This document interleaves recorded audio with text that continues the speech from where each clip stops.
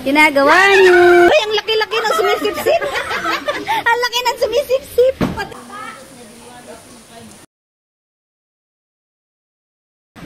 Ay, fruits po yun. Hello guys, welcome back. So, panibagong araw na naman. And for today's video, kung mapapansin nyo ay nasa sasakyan kami ng ate ko. Kasi nga naman bababa kami kasi nabutan na kami ng madaling araw. I mean, umaga na pala kasi nga pupunta pala kami ng Cervantes. And syempre kasama ko sila. At ang sabi nga nila, ang Cervantes ay abutan ng 10 hours mula La Union to Cervantes. Grabe, puti nga naman talaga at nagkasya kami dyan sa sasakyan ng ate ko. Dahil nga marami-rami kami at may kasama pang aso. Pang madali ang kilos nga yung mga ginawa namin dyan dahil malayo-layo pa yung aming bibiyahiin. At parang nga nagbasura lang ako ata dyan. At umarangkada na naman kami. Ayan nga pala yung daanan namin papuntang Cervantes.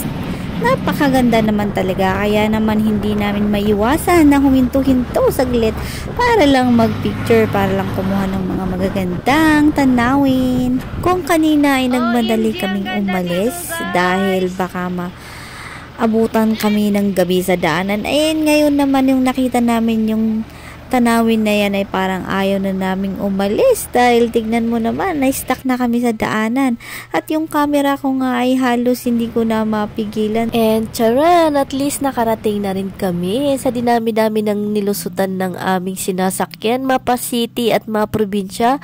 At ayan nga, dyan nga kami napadpad dahil naghanap na kami that time ng mariliwan. Kaya pala dito kami kasi nag-attend kami ng birthday ni Zoe, yung apo ko. Yan, sila yung mga kasama ko guys. Oh, yun. Oh, diba? Sa sobrang lakwatsera ko nga ay kahit birthday, wala akong pinipili. 10 hours man ang biyahe. Diba? Kaloka. Pagkadating nga namin dyan, ay naghanap agad kami ng maliliguan. Yung swimming pool pa. Kasi nga naman yung mga bata at mga kasama ko talaga namang atat na maitry daw, maranasan daw yung swimming pool dito sa Cervantes. Kaya naman naglakad na lang kami dahil sabi nga ng big boss namin ay malapit lang daw yung mga swimming dito. Doon pa lang iniisip ko na kung anong isusuot ko dahil nakalimutan ko. Wala nga pala akong dalang panliko. Yung swimsuit ba? Curious. Believe din naman talaga ako sa big boss namin dahil sa dinami-dami ng daanan dyan pa talaga kami dinaan. O diba? Para lang kaming dumadaan sa isang ilog.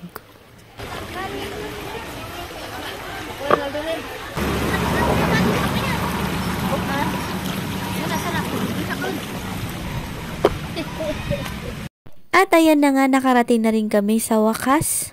At ayan si Big Boss, nag-iisip, hindi ko alam kung anong iniisip. At nung nakabayad nga kami ng entrance fee, ay yan agad yung umagaw pansin. Sa mata ko, yung tinatawag nilang fish pa. Hindi ko nga alam kasi kung ano yon, kaya nga naman nilapitan ko. At ayan pala, fruits pa pala. Ayan oh, kita niyo yan. O, diba? Muntik na nga ako manghuli ng isda dahil dito yan sa amin, inuulam yan. Hoy! Ano yan? Ukol. Ano ba yung ukol?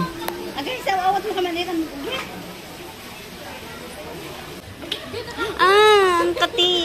Ay, pa-baby na maarte. Ayan, pagkato. Ay, ang laki-laki ng sumisip-sip. Ang laki ng sumisip-sip. Pati kay Kuya Geraldo. Ayaw mo sa malaki. Uy, my God! Ay, kikisa na. May dudod, put-put-aba na. Oops, sana balog. Oops, oops.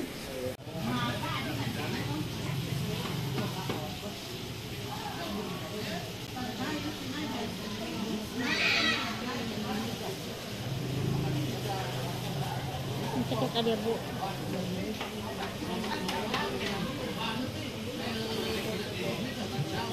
Bang ya kada upo. Nakita ko nga eh.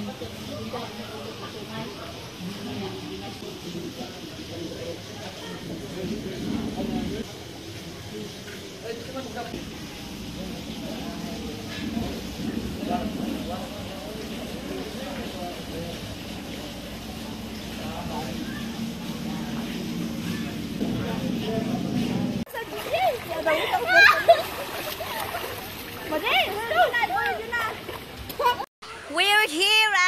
Saan tayo? Dreamland? Cervantes Resort.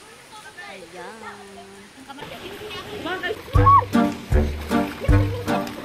I-picture mo kayo. I-picture kita dyan.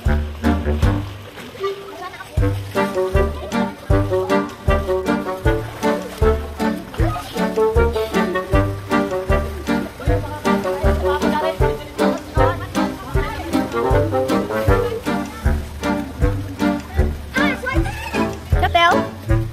Swim ka na, Chupel? Lamig, Chupel?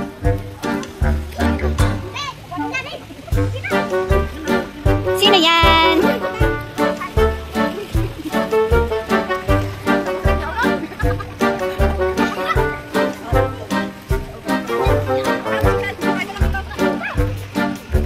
One, two.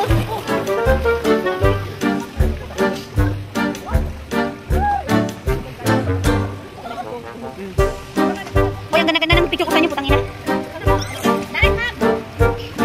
Barin mo, pinatuloy ang marugala. 1, 2, 3, go!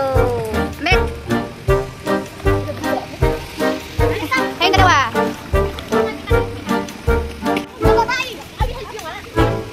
Sige na, mag-swim na kayo kasi para sa inyong dalawa lang yan. Ikaw na lang, Chopel, ha? Sige na. Hoy! Hindi, wag mo na papuntahin.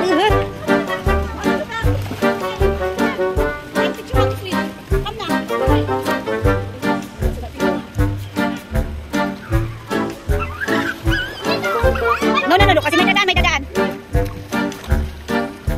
Picture kayong dalawa. Bilis, picture kayong dalawa. Mag-sit down ka din kay Chupel. 1, 2, 3. Sige na. 1, 2, sige dito ako. 1, 2, 3, go! No, ginagawa mo? No, ginagawa nyo?